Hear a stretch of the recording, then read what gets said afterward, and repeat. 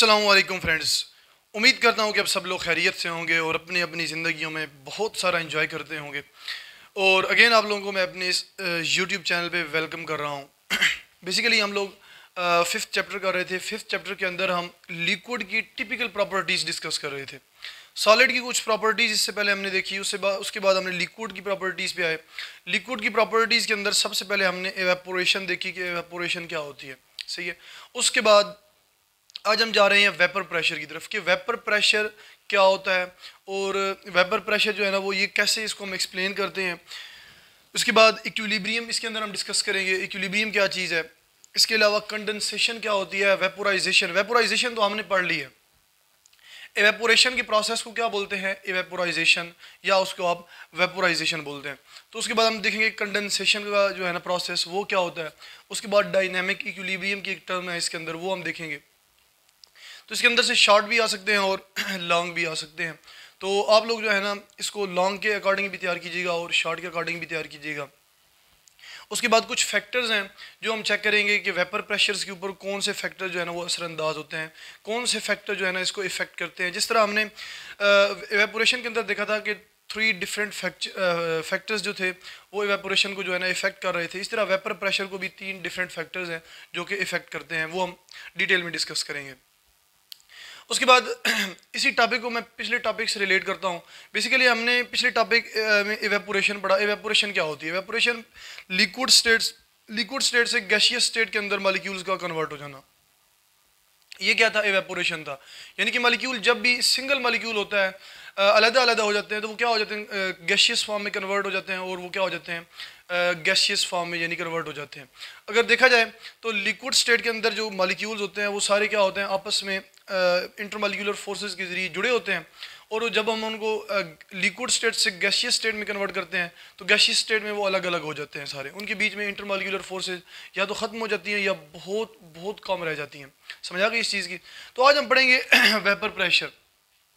हमने पढ़ा था कि जैसे ही लिक्विड को कन्वर्ट करते हैं गैसियस स्टेट में तो वेपर्स बनते हैं।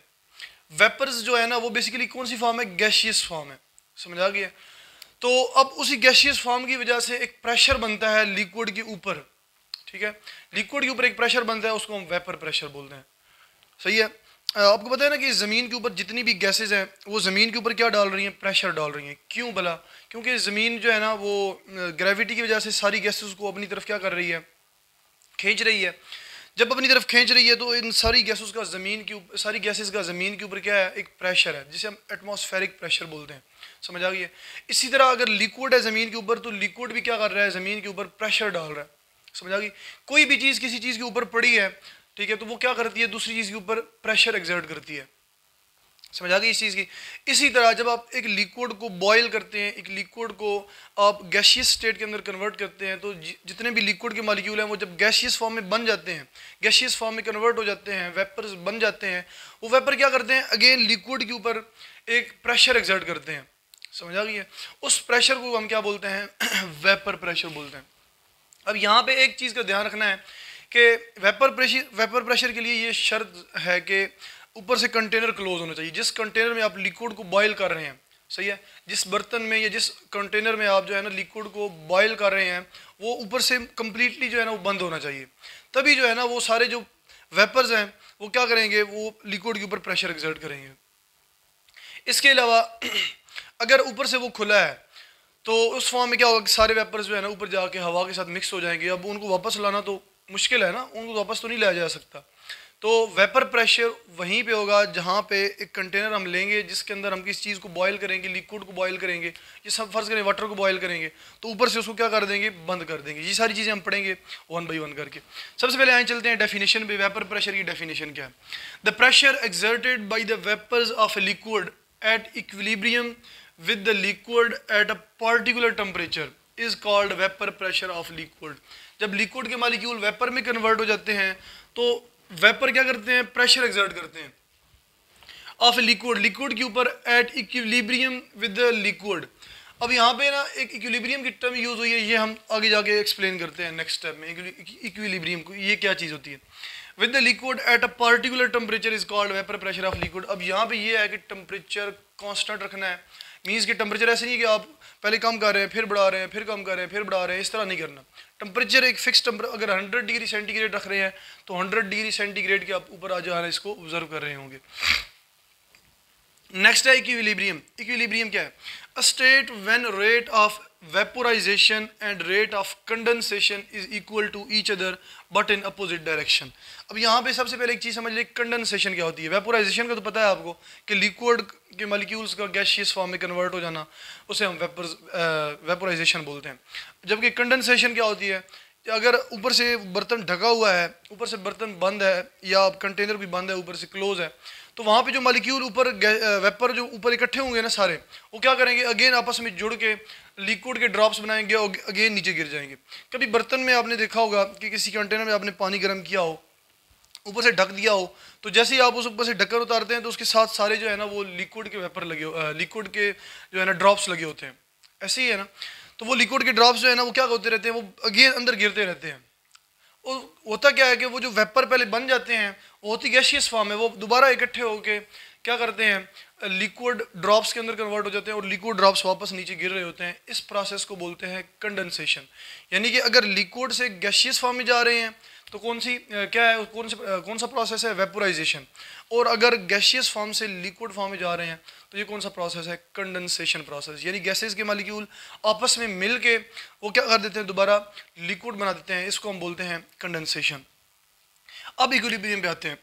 अ स्टेट, एक ऐसी हालत, एक ऐसा time when rate of vaporisation, जब वेपोराइजेशन की स्पीड, वेपर्स बनने की स्पीड, यानी कि लिक्विड से गैसियस मॉलिक्यूल बनने की जो स्पीड है, एंड रेट ऑफ कंडेंसेशन, और कंडेंसेशन की speed is equal to each other but in opposite direction. वो जब रेट ऑफ कंडेंसेशन की स्पीड है और जो वेपोराइजेशन की स्पीड है, ये दोनों क्या हो जाएं? इक्वल हो जाएं।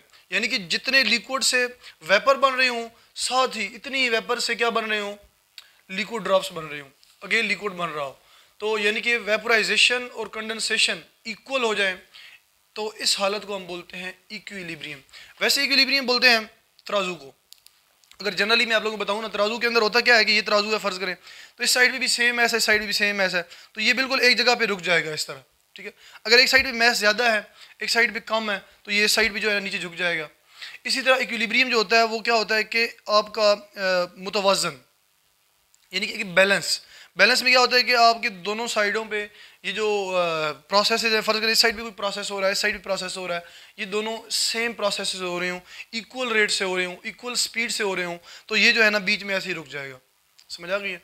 तो इस तरह वेपराइजेशन के अंदर वेपर प्रेशर के अंदर हम इक्विलिब्रियम को डिस्कस करते हैं। और इक्विलिब्रियम होता क्या है कि जब वेपर से लिक्विड स्टेट से वेपर में कन्वर्जन जो हो रही है, वेपोराइजेशन का जो प्रोसेस है वो इक्वल हो जाए, जब गैसियस स्टेट से जो है ना अगेन लिक्विड ड्रॉप्स बनते हैं, और कंडेंसेशन इसको बोलते हैं। तो वेपोराइजेशन का प्रोसेस और कंडेंसेशन का प्रोसेस क्या हो जाए? इक्वल हो जाए, इसको हम बोलते हैं इक्विलिब्रियम। अब यहाँ पे लिखा है इन अपोजिट डायरेक्शन। अब जाहिर है डायरेक्शन तो अपोजिट होगी। अब जो नीचे है लिक्विड है, वो नीचे से जो है ना लिक्विड ऊपर में किस में कन्वर्ट हो रहा है? गैसियस फॉर्म में कन्वर्ट हो रहा है, तो ये जो है ना ऊपर की तरफ जा रहा है, जबकि दूसरी साइड पे गैसेस जो है ना वो दूसरे अगेन जो है ना लिक्विड के अंदर कन्वर्ट हो रही हैं। तो क्या है कि दोनों प्रोसेस इक्वल रेट से हो रहे हैं और अपोजिट डायरेक्शन में हो रहे हैं, तो इस वजह से जो है ना इसको क्या बोलते हैं? इक्विलिब्रियम। ये नीचे जो है ना जर्नल दिया गया है, इक्वेशन दी गई है कि यहाँ पे क्या है? लिक्विड है, और ये जो ऊपर वाला एरो है सिंगल हेड एरो। अच्छा, हमारे पास दो एरो होते हैं, एक ये वाला एरो होता है डबल एरो। इसका मतलब होता है कि जो रिएक्टेंट है वो प्रोडक्ट के अंदर कन्वर्ट हो गए हैं। समझ आ गई है? यहाँ पे कोई चीज़ है, उसका हम क्या करवा रहे हैं? कोई रिएक्शन करवा रहे हैं, तो वो प्रोडक्ट के अंदर कन्वर्ट हो गई है। लेकिन इस सिंगल का मतलब ये होता है, सिंगल का मतलब ये है कि अगर ये जा रहा है तो ये हाफ सिंगल का मतलब ये होता है कि ये वापस आ भी रहा है, यानी कि एक काम हो रहा है फिर दोबारा से वापस भी आ रहा है। समझ आ गई है? जिस तरह लिक्विड से क्या हो रहे हैं? वेपर बन रहे हैं, वेपर से अगेन क्या बन रहे हैं? लिक्विड बन रहे हैं। अगर लिक्विड से वेपर बनते हैं तो क्या होता है? वेपोराइज होते हैं, वेपोराइजेशन का प्रोसेस हो रहा है। और अगर वेपर से लिक्विड में अगेन कन्वर्ट हो रहे हैं तो कौन सा प्रोसेस होता है? कंडेंसेशन का प्रोसेस होता है। वेपर्स को आप गैसियस स्टेट भी कह सकते हैं। तो उम्मीद है कि यहाँ तक आप लोगों को चीज़ें समझ आ चुकी होंगी कि वेपर प्रेशर क्या होता है और उसके बाद इक्विलिब्रियम क्या होता है। अब हम चलते हैं एक्सप्लेनेशन की तरफ। ये दो मेन डेफिनेशंस थी और ये जो है ना आप लोगों को मैंने समझा दी। नेक्स्ट है explanation. In open surface of a liquid molecules evaporate and mix up with air. ये पहले मैं आपको बता चुका हूँ कि अगर ओपन कंटेनर हुआ जिसमें आप किसी लिक्विड को हीट कर रहे हैं तो वो जो सारे वेपर बनेंगे वो ऊपर हवा के साथ मिक्स हो जाएंगे और जो है ना वहाँ पे चले जाएंगे, यानी कि साइड पे चले जाएंगे और दोबारा वापस लाना उनको मुश्किल होता है। बट इन क्लोज सिस्टम, अगर आपके पास क्लोज सिस्टम है, क्लोज कंटेनर है, कोई क्लोज बर्तन है, the evaporated molecules start gathering about the liquid surface. फ़र्ज़ करें ये आपके पास क्या होता है, फ़र्ज़ करें सॉरी, ये आपके पास एक बर्तन है इस तरह का, यहाँ पे क्या है, ये सारा लिक्विड है, इसको आप क्या कर रहे हैं, आप हीट कर रहे हैं इसको, यानी कि टेम्परेचर दे रहे हैं, तो ये सारे क्या हो रहे हैं, ये जो वेपर बन रहे हैं यहाँ पे ऊपर इकट्ठे हो रहे हैं लिक्विड सरफेस के ऊपर। ये लिक्विड सरफेस है, ठीक है, ये सारी क्या है, ये सरफेस है और यहाँ पे ऊपर क्या है, ये वेपर्स हैं। तो अगर सिस्टम क्लोज है, ऊपर से बंद है, ये ऊपर से क्या है, क्लोज है, अगर सिस्टम ऊपर से क्लोज है तो इवेपोरेटेड जो मॉलिक्यूल होंगे वो क्या होंगे, ये जो लिक्विड सरफेस होगी इसके ऊपर इकट्ठे हो जाएंगे, इकट्ठे होना शुरू हो जाएंगे, starts gathering. Again in start, शुरू में these vapours slowly condense to return to liquid. शुरू में जब ये सारे वेपर्स के अंदर कन्वर्ट हो रहे होंगे, कुछ थोड़े बहुत वेपर जो होंगे ना वो आपस में मिल के अगेन जो है ना वो लिक्विड की फॉर्म में कन्वर्ट होना शुरू हो जाएंगे। समझा गई इस चीज़ की, यानी कि शुरू में ये प्रोसेस बहुत कम होगा कंडेंसेशन का। After some time condensation process increases and stage reaches when the rate of evaporation becomes equal to rate of condensation. तो होगा क्या कि ये जो कंडेंसेशन का प्रोसेस है, यानी कि ये ऊपर गैसेस का जो है ना आपस में मिल के दोबारा लिक्विड ड्रॉप के अंदर कन्वर्ट होकर नीचे गिर जाना, ये कंडेंसेशन का प्रोसेस है, ये आहिस्ता आहिस्ता इंक्रीज़ होता जाएगा। जब ये आहिस्ता आहिस्ता इंक्रीज़ होता जाएगा तो एक स्टेट ऐसी आएगी, एक हालत ऐसी आएगी, एक ऐसा टाइम आएगा कि जब सारे लिक्विड के मॉलिक्यूल कन्वर्ट हो रहे होंगे गैस के अंदर, उतने ही गैस के मॉलिक्यूल कन्वर्ट हो रहे होंगे लिक्विड के अंदर। जितने लिक्विड गैस में जा रहा होगा उतनी ही गैस लिक्विड के अंदर कन्वर्ट हो रही होगी और ये इक्वल रेट से हो रहा होगा। तो इसको हम क्या बोलते हैं, this state is called dynamic equilibrium. इसको हम बोलते हैं डायनेमिक इक्विलिब्रियम। डायनेमिक बोलते हैं मुतहर्रिक को, मीन्स के ना रुकने वाला, उसको हम बोलते हैं डायनेमिक। इस तरह जो हरकत, अब देखो कोई चीज़ें, कुछ चीज़ें हरकत करती हैं वो यानी कि इर्रेगुलर हरकत करती हैं। फ़र्ज़ करें एक गाड़ी जा रही है, वो बिल्कुल सीधी जा रही है, आपने कोई ऐसी चीज़ देखी हो जो इक्वल यानी कि ऐसे हरकत कर रही हो, ठीक है, इक्वल स्टेजेस में, इक्वल जो है ना वो साइडों से, जितनी इधर जा रही है इतनी ही इधर आ रही है, फिर ऐसे ऐसे, तो इसको जो है ना यानी कि एक इक्विलिब्रियम पे हो रहा है ये काम, तो इसको हम बोलते हैं डायनेमिक इक्विलिब्रियम। तो अगर इसके अंदर देखा जाए तो लिक्विड जो है ना वो गैसेस में कन्वर्ट हो रहे हैं और गैसेस जो है ना वो अगेन लिक्विड के अंदर कन्वर्ट हो रहे हैं, तो इसको हम क्या, कौन सा इक्विलिब्रियम बोलते हैं, डायनेमिक इक्विलिब्रियम बोलते हैं। जैसे कि नीचे ये एग्जाम्पल से शो किया गया है, यहाँ पे देखें, पहला ये 8 जो है ना ये फिगर है, फिर बी फिगर है, फिर सी है। ए फिगर के अंदर देखें तो हमने यानी कि स्टार्ट किया हीट करना, तो थोड़े थोड़े जो है ना ये नीचे लिक्विड है, ये ब्लैक वाला, यहाँ से जो है ना ये ऊपर जो ब्लू वाले हैं ये क्या है, ये जो डॉट हैं ब्लू वाले, और डायरेक्शन शो कर रहे हैं ये कि ये ऊपर की तरफ जा रहे हैं, यानी कि यहाँ से वेपर बन रहे हैं। तो शुरू में थोड़े थोड़े वेपर बनेंगे, फिर उसके बाद ज़्यादा वेपर बनेंगे। अब जब ज़्यादा वेपर बनेंगे तो उसमें से कुछ एक आधा वेपर, ये देखें इस तरह ये और ये वेपर ऊपर जा रहे हैं, लेकिन ये वाला वेपर क्या है, नीचे आ रहा है अगेन, ये वाला वेपर अगेन नीचे आ रहा है। इस तरह जो है ना यानी कि दो तीन वेपर यानी कि वो वापस लिक्विड की फॉर्म में कन्वर्ट हो रहे होंगे। लेकिन एक स्टेज ऐसी आएगी इक्विलिब्रियम की स्टेट जिसमें इतने ज़्यादा जो है ना वो ऊपर हो चुका होगा, यानी कि वेपराइजेशन हो चुकी होगी कि कंडेंसेशन और वेपराइजेशन का प्रोसेस इक्वल रेट पे हो रहा होगा। जितने मॉलिक्यूल यहाँ से जो है ना वो गैसियस स्टेट में कन्वर्ट हो रहे होंगे, इतने ही मॉलिक्यूल जो है ना गैसेस वाले वो अगेन लिक्विड ड्रॉप्स के अंदर कन्वर्ट हो रहे होंगे। इस तरह जो है ना इस स्टेज को हम क्या बोलते हैं, डायनामिक इक्विलिब्रियम। यार अगर सिंपली देखा जाए तो ये एक जनरल सी चीज़ है, हम अपने घरों में अक्सर इस चीज़ को ऑब्जर्व करते हैं। जब हम अपने घरों में ये सारी चीज़ें ऑब्जर्व करते हैं तो ये आसानी से आप लोगों को समझ आ जानी चाहिए। इसके अंदर बस क्या है, एक डायनामिक इक्विलिब्रियम एक नई चीज़ है, वो भी इतना आसान मैंने आप लोगों को बता दिया कि लिक्विड का गैसियस स्टेट में जितना लिक्विड गैसेस में कन्वर्ट हो रहा है इतनी ही गैसेस लिक्विड में लिक्विड ड्रॉप्स बन के लिक्विड बन रही हैं अगेन। तो इसको जो है ना यानी दोनों प्रोसेस इक्वल रेट से हो रहे हैं, इसको डायनामिक इक्विलिब्रियम बोलते हैं।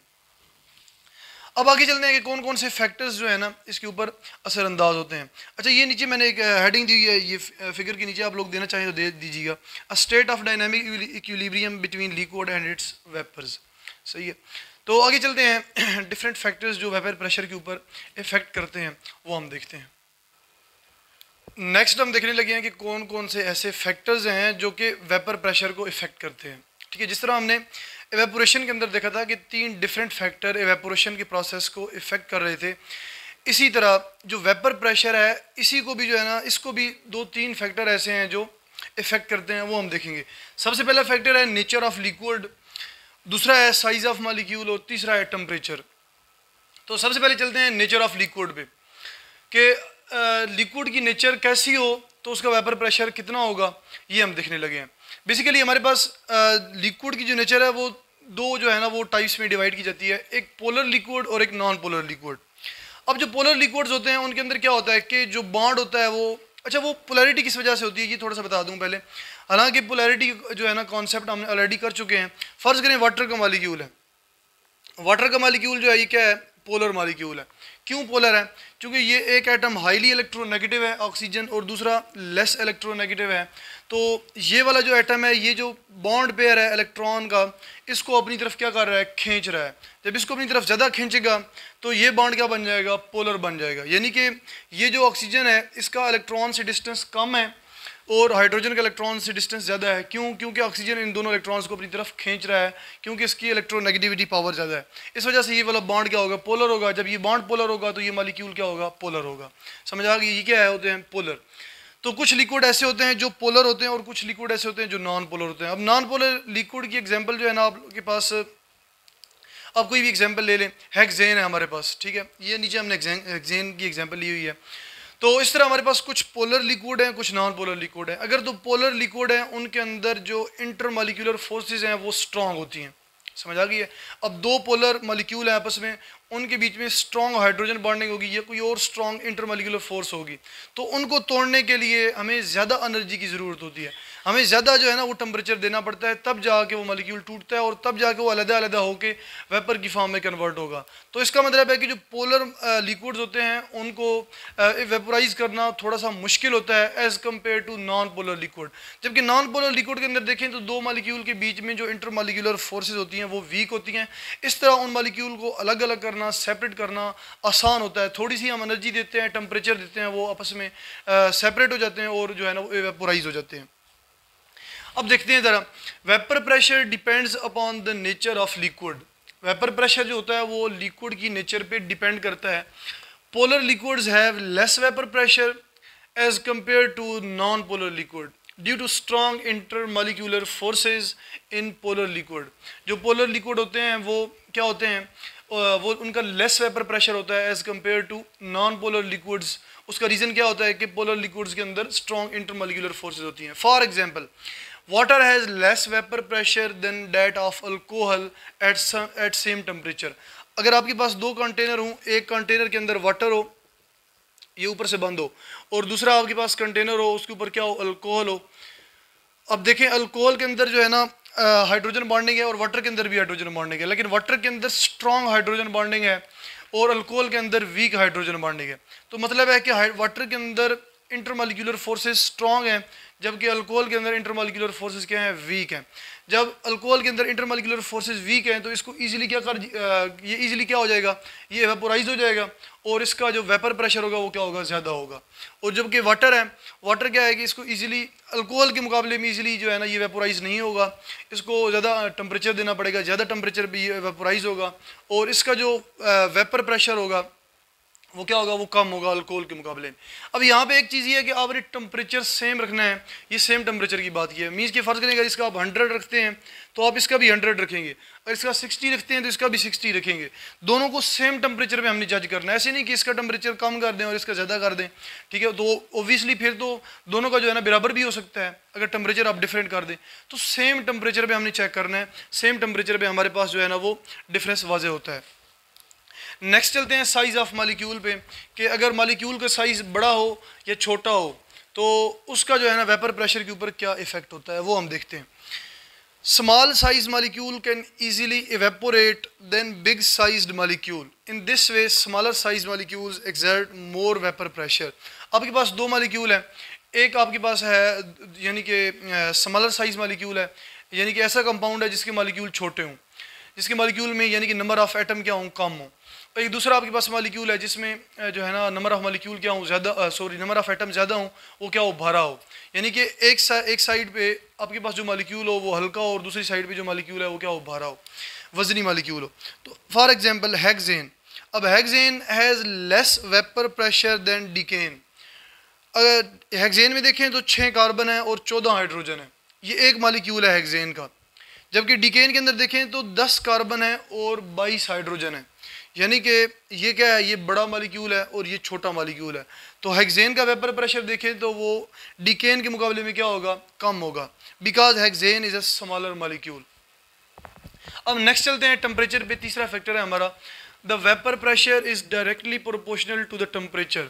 ये जो वेपर प्रेशर होता है ये जो टेम्परेचर है इसके डायरेक्टली प्रोपोर्शनल होता है। अब टेम्परेचर बढ़ाते जाएंगे वेपर प्रेशर बढ़ता जाएगा, अगर आप टेम्परेचर कम करेंगे तो वेपर प्रेशर कम होता जाएगा।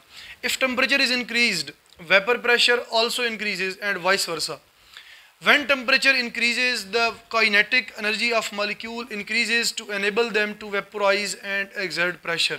जब आप टेम्परेचर बढ़ाते हैं तो जो लिक्विड के मॉलिक्यूल होते हैं उनके पास एनर्जी ज़्यादा आती है। जब उनके पास ज़्यादा एनर्जी आती है तो वो ज़्यादा जल्दी तेज़ी से मूव करते हैं।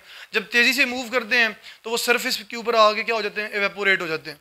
जब एवेपोरेट होते हैं तो ज़ाहिर है कि वो जितना जल्दी एवेपोरेट होगा इतना ही जो है ना वो क्या करेगा, वेपर प्रेशर एक्सर्ट करेगा। इसी तरह आप टेम्परेचर बढ़ाते जाएंगे तो क्या होता जाएगा कि एनर्जी ज़्यादा होती जाएगी मॉलिक्यूल के पास और वो जल्दी एवेपोरेट होंगे। जब जल्दी एवेपोरेट होंगे तो जल्दी कंडेंस होकर क्या करेंगे, वेपर प्रेशर एक्सर्ट करेंगे। For example vapour pressure of water with temperature. Water का हम वेपर प्रेशर देखते हैं, यानी कि आहिस्ता आहिस्ता हम टेम्परेचर बढ़ाते हैं और फिर देखते हैं कि प्रेशर जो है ना वेपर प्रेशर बढ़ता है या नहीं बढ़ता, वो देखना है। यहाँ पे टेम्परेचर सेंटीग्रेड में दिया गया है और साथ में आगे vapour pressure millimetre of mercury. Millimetre of mercury एक स्केल है प्रेशर मेजर करने का। अगर आपके पास बहुत कम प्रेशर हो ना, बहुत कम प्रेशर, तो उसको मेजर करने के लिए हम जो यूज़ करते हैं स्केल वो मिलीमीटर ऑफ मरकरी यूज़ करते हैं। तो टेम्परेचर सेंटीग्रेड में देखते हैं, सबसे पहले 0 डिग्री सेंटीग्रेड पे देखा, फिर 20 पे, फिर 40 पे। 0 पे जो है ना 0 डिग्री सेंटीग्रेड पे वाटर का vapour pressure 4.58 millimetre of mercury होगा। लेकिन जैसे ही आप इसको टेम्परेचर को बढ़ाएंगे 20 सेंटीग्रेड करेंगे तो ये टेम्परेचर प्रेशर बढ़ जाएगा, 17.5 मिलीमीटर ऑफ मरकरी हो जाएगा। लेकिन जैसे ही आप इसको 20 से 40 डिग्री सेंटीग्रेड पे हीट करेंगे, 40 पे जो है ना इसको लेके जाएंगे टेम्परेचर को, तो आपके पास जो वेपर प्रेशर होगा वाटर का वो 55.3 मिलीमीटर ऑफ मरकरी हो जाएगा। नेक्स्ट इसी तरह अगर 60 करेंगे टेम्परेचर, जैसे ही आपने 60 डिग्री सेंटीग्रेड टेम्परेचर किया तो वाटर का vapour pressure 149.4 millimetre of mercury हो गया। लेकिन जैसे ही आप 80 पे करेंगे इसको तो 355.1 जो है ना मिलीमीटर ऑफ मरकरी हो गया। और जैसे ही आप इसको 100 पे बॉयल करेंगे, वाटर को 100 पे उबालेंगे तो उसके बाद उसका जो प्रेशर होगा वो 760 मिलीमीटर ऑफ मरकरी हो जाएगा। इस तरह जो है ना अगर आप टेम्परेचर बढ़ाते जाएंगे तो वेपर प्रेशर क्या होता जाएगा, बढ़ता जाएगा।